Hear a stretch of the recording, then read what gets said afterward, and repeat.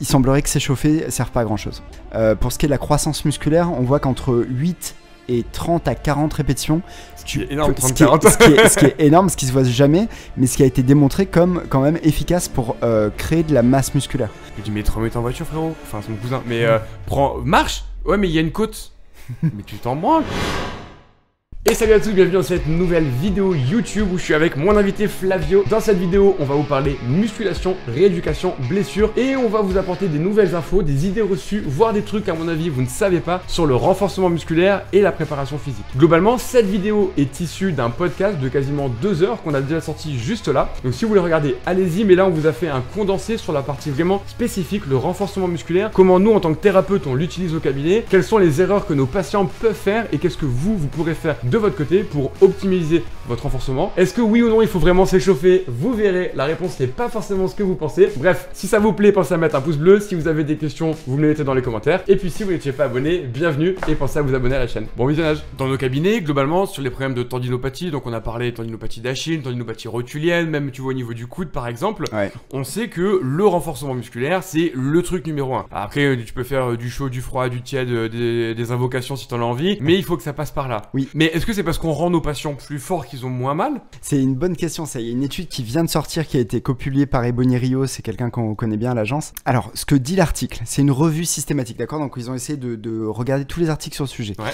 Et ils montrent qu'en fait, il n'y a pas de preuve aujourd'hui que augmenter en force est nécessaire pour réduire la douleur au niveau des tendons. Oui. Alors, t'as raison quand tu dis le renforcement va aider à diminuer la douleur et à augmenter la fonction. Quand on parle de fonction, c'est la capacité à faire l'activité que tu veux faire ou bouger ou faire des choses, quoi, tu vois. Et en fait, c'était assez hallucinant parce que on pensait jusque-là, tu vois, quand tu regardes les protocoles genre Alfredson ou HSR, surtout, ces deux protocoles-là, les mieux actuellement documentés pour améliorer les gens qui ont été en tendinopathie, tu t'aperçois que c'est pas nécessaire qu'ils gagnent en force. On le fait, tu vois, mais en fait, il y a très peu de preuves qui montrent aujourd'hui que tu as besoin de gagner en force pour soigner une tendinopathie. D'accord. Donc c'est un peu subtil, ouais. J'espère que tout le monde nous suit là. Bah oui, parce qu'en fait, ce qu'on est en train de dire, voilà, ouais. Le renfort va aider. Voilà. Mais c'est pas parce que vous allez être plus fort. Voilà, exactement. C'est très probablement d'ailleurs plutôt sur des... on parlerait d'endurance de force en muscu. Donc plutôt sur des séries parfois un peu longues, autour de 15, 12 reps, tu vois. Je sais pas si on peut parler d'endurance de force sur 12 reps. Plus de l'hypertrophie. En fait, le protocole HSR, par exemple, il commence à 3 séries de 15 répétitions sur 3 exercices. HSR, c'est Heavy Slow Resistance. Voilà, ouais. Donc c'est ça, exactement. Bravo, quel accent. En fait, c'est concentrique, excentrique, lent et lourd. Ouais. 3 fois 15 reps, 3 exos, 3 fois par semaine. Ok.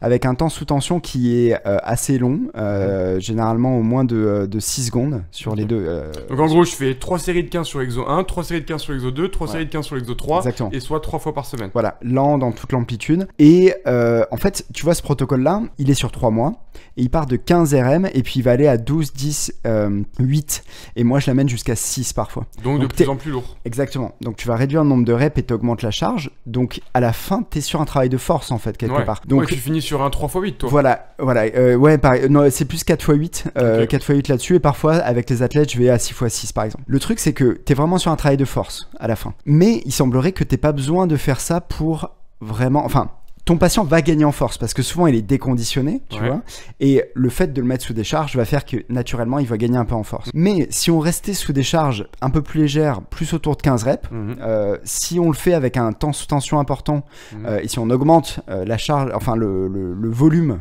si tu augmentes le volume en restant sur l'endurance de force, il est probable que ton patient ait à peu près le même résultat. C'est ça que ça veut dire. Et il va pas augmenter énormément en force, tu vois. Après, il y a deux choses, j'ai l'impression, quand tu dis, c'est que déjà quand nos patients arrivent au cabinet, déjà quand on les teste, ils sont moins forts, mais ils sont moins forts aussi parce qu'il y a la douleur. Et on sait que quand tu fais un test, quoi qu'il arrive, ton patient il va être moins... Quand il y a une douleur, tu perds en force directement. Tu ne peux pas exprimer ta force. C'est pour ça que ça sert à rien de vouloir calculer une RM chez un patient déjà, et puis on pourra en parler plus tard, mais même chez les gens qui n'ont pas mal, pour l'entraînement, ça sert à rien de calculer une RM, on en reparlera. Donc on en reparlera après. Et le deuxième point, c'est que quand tu le dis, si ça fait longtemps qu'ils sont mal, il est fort à parier qu'ils aient mis en place des compensations qui font que ça fait peut-être longtemps qu'ils utilisent plus leurs bras, longtemps que quand ils squattent, ils mettent tout leur poids à droite et puis à gauche parce qu'ils ont mal. Bien sûr. Et donc, quoi qu'il arrive, la perte de force, elle est peut-être réelle. Exactement. Ouais. Mais ça va très vite d'ailleurs. Mais même si au final, on n'a pas besoin de les rendre plus forts pour faire en sorte qu'ils aillent mieux, est-ce que le fait de les rendre plus forts, ça permettrait pas d'éviter la récidive aussi?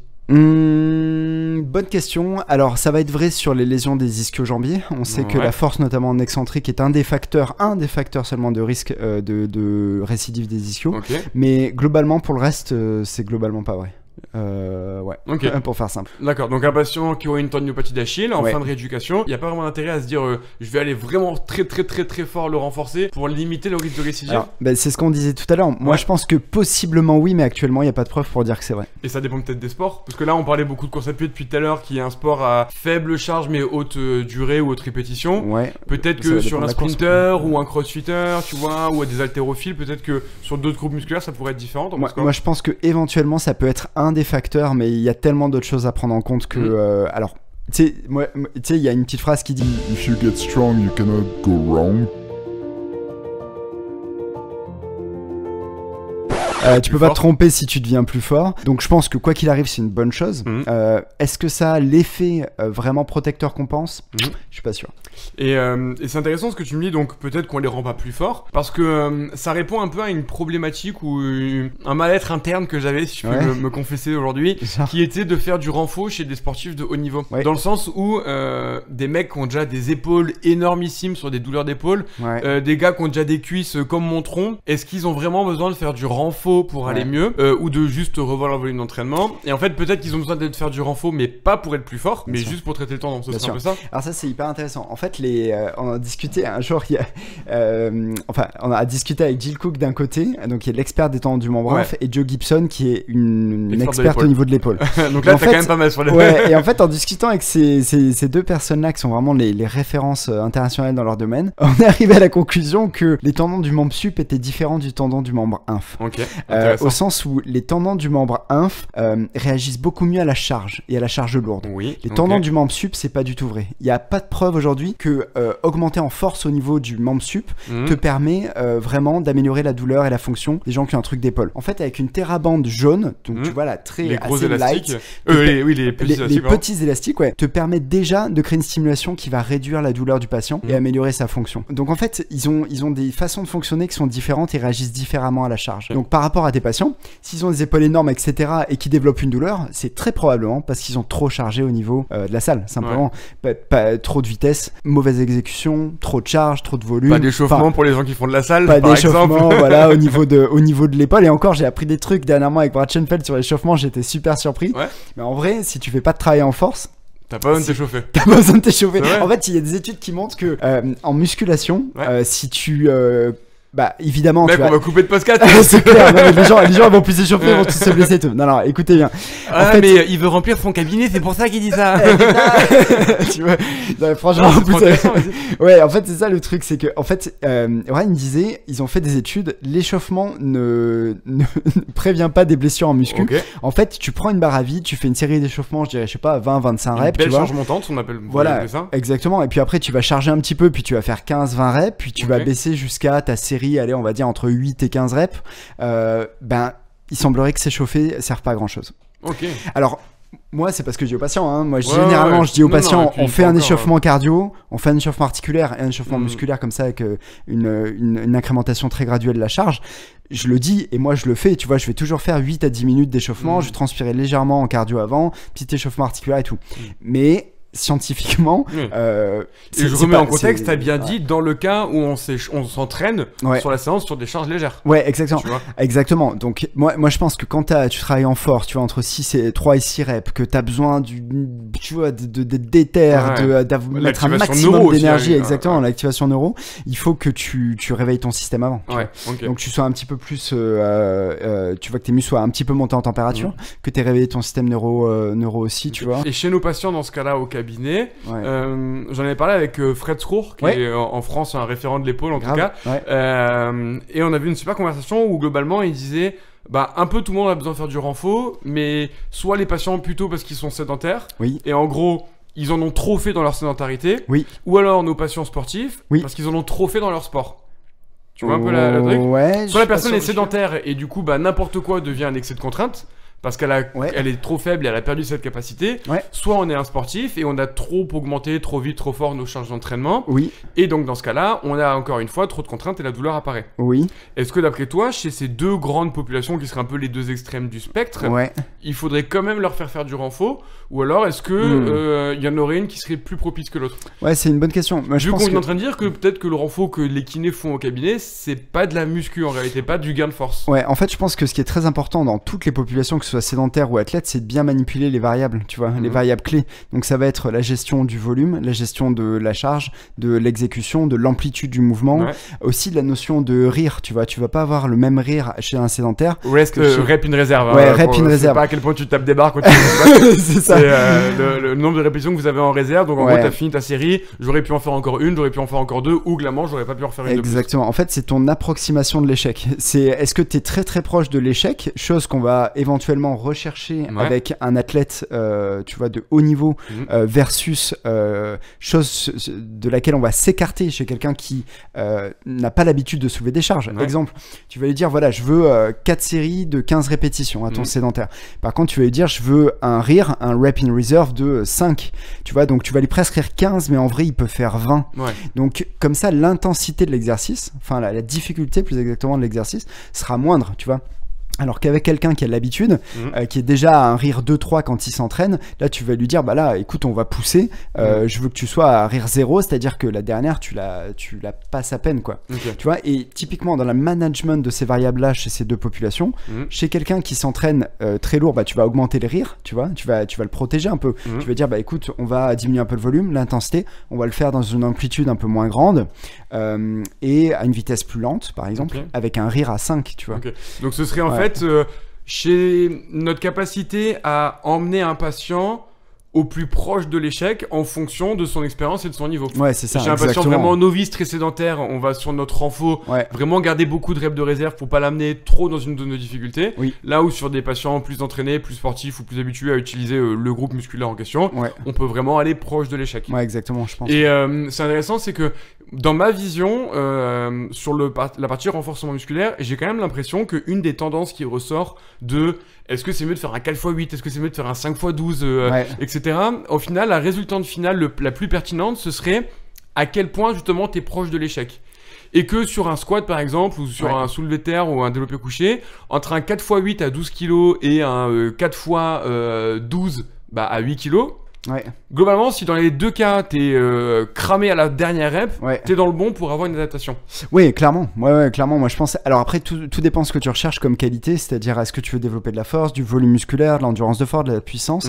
Je pense que ça va dépendre, mais globalement, pour ce qui est de la croissance musculaire, on voit qu'entre 8 et 30 à 40 répétitions, ce qui est énorme, 30-40. Ce qui est énorme, ce qui se voit jamais, mais ce qui a été démontré comme quand même efficace pour créer de la masse musculaire, pour faire de l'hypertrophie, de la croissance musculaire.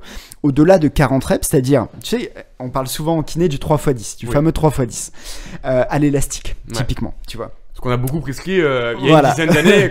Ce qu'on faisait beaucoup, on savait même pas pourquoi on faisait ça d'ailleurs. Et là, le problème quand tu donnes un 3x10 comme ça avec un élastique, c'est que tu peux faire 50, 60, 80 reps probablement. Et on sait qu'au-delà, si ton patient arrive à faire plus de 40 reps, on sait qu'il n'y a pas d'adaptation à un point de vue croissance musculaire. C'est ça qui est fou.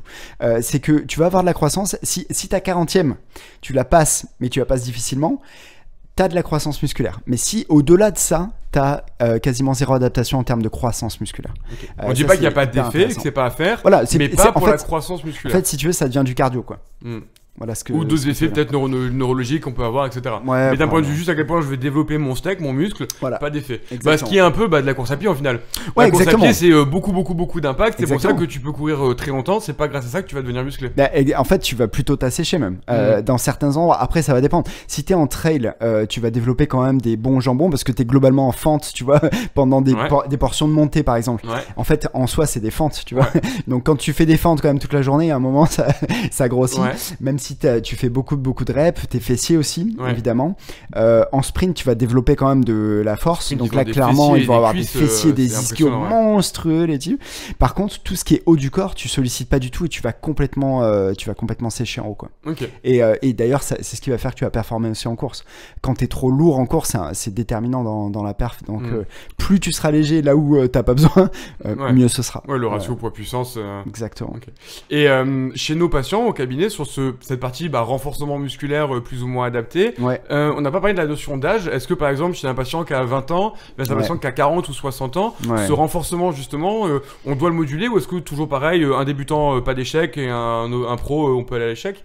Toi, tu veux des notions comme ça qui seraient intéressantes à prendre en compte? En fait, c'est hyper intéressant. Et quand tu regardes les jeunes à 20 ans, t'as une telle adaptation, une telle croissance qui va tellement vite, je trouve, c'est fou. Et puis quand tu te rapproches de 40, en fait, c'est ça qui est intéressant, c'est que on sait que au-delà de 40 ans, on va perdre 0,5% de notre muscle pendant une décennie, on perd 0,5% par an.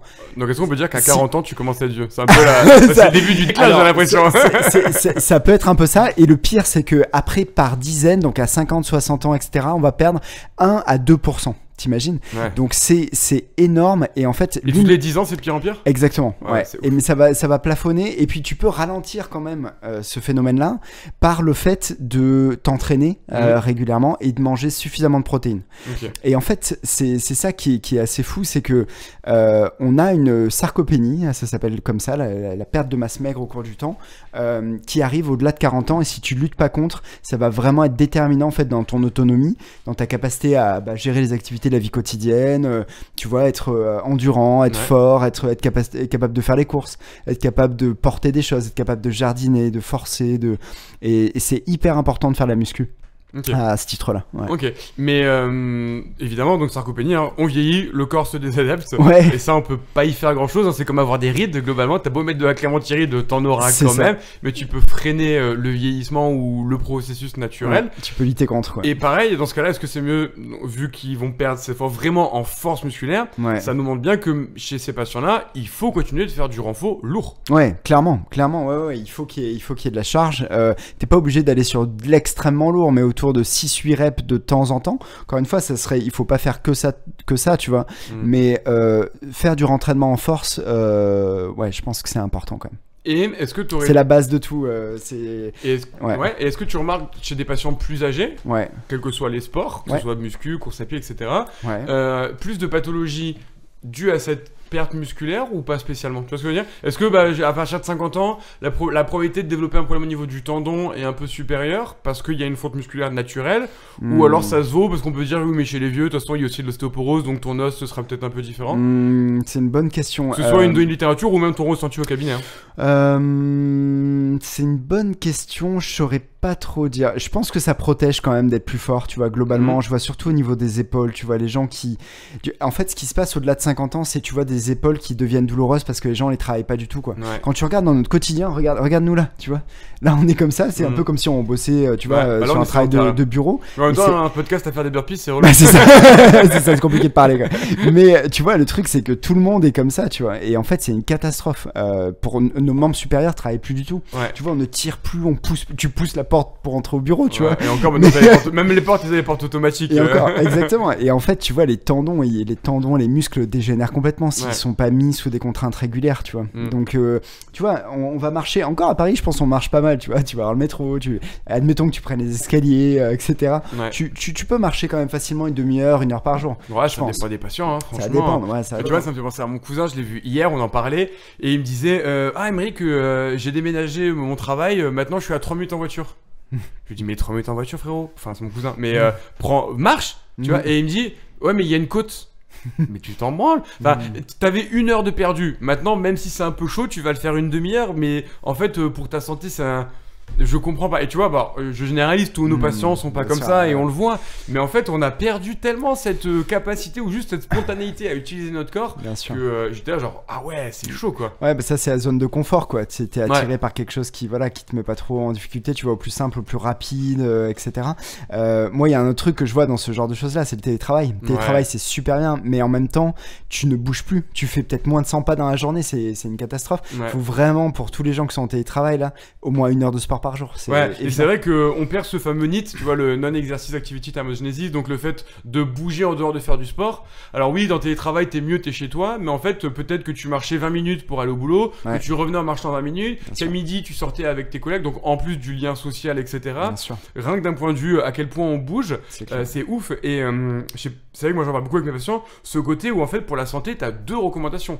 C'est faire du sport régulièrement, 150 à 300 minutes par semaine, et 2, avoir une activité pas physique, pas de sportif, mais de bouger régulièrement. Et ce qu'on sait, c'est que 1 heure de sport ne contrebalance pas les effets négatifs de ta sédentarité sur ta journée. Tu vois. Et souvent les patients, et ça tu l'as, tu sais, les patients, mais moi je suis sportif, donc tu peux faire 4 heures de sport dans la journée. Mais en fait, si t'es sportif, tu peux quand même être sédentaire. Bien sûr. Et ça, comme tu dis, pour les épaules, les compagnies, pour les tendons, en fait, c'est bien plus efficace de les utiliser régulièrement que juste faire une demi-heure de rotation latérale, coude au corps.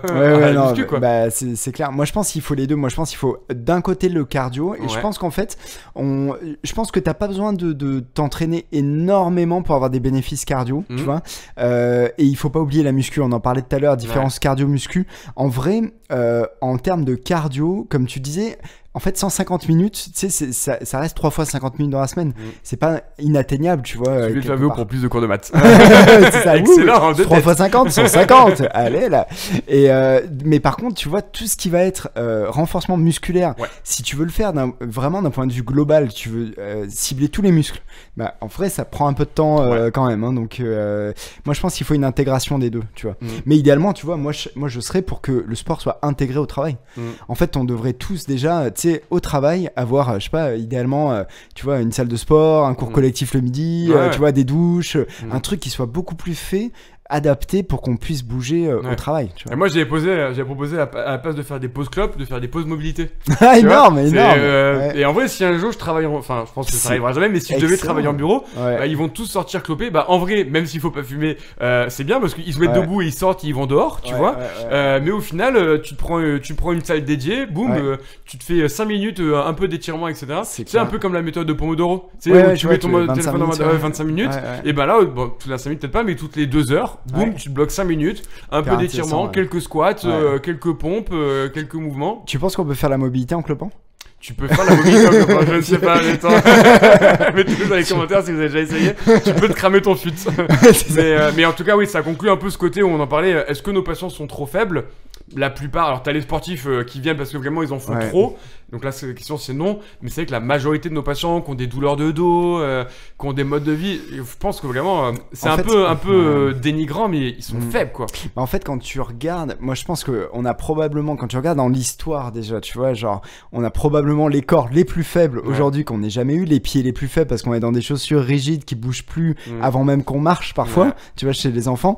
Donc clairement, on se prédispose d'emblée à avoir une baisse de force, une baisse d'endurance, une baisse de capacité, et puis moi je pense que c'est l'un des premiers trucs à travailler avec les gens quoi, c'est la muscu quoi. J'espère que cette vidéo vous a plu, encore merci Flavio pour ton temps. Si c'est le cas, comme d'hab, un gros pouce bleu, toutes vos questions s'il y a dessus que vous n'avez pas compris, si c'était un peu trop technique, on a essayé de trouver un équilibre entre du médical en tant que pro de santé mais accessible pour tout le monde, vous me mettez ça dans les commentaires. Je vous mets en description les liens si vous voulez voir ce que fait Flavio, les liens de la clinique du coureur qui sont passionnants si vous êtes coureur ou intéressé, allez voir. Et puis si vous n'êtes pas encore abonné, bienvenue et pensez à vous abonner, et à la prochaine.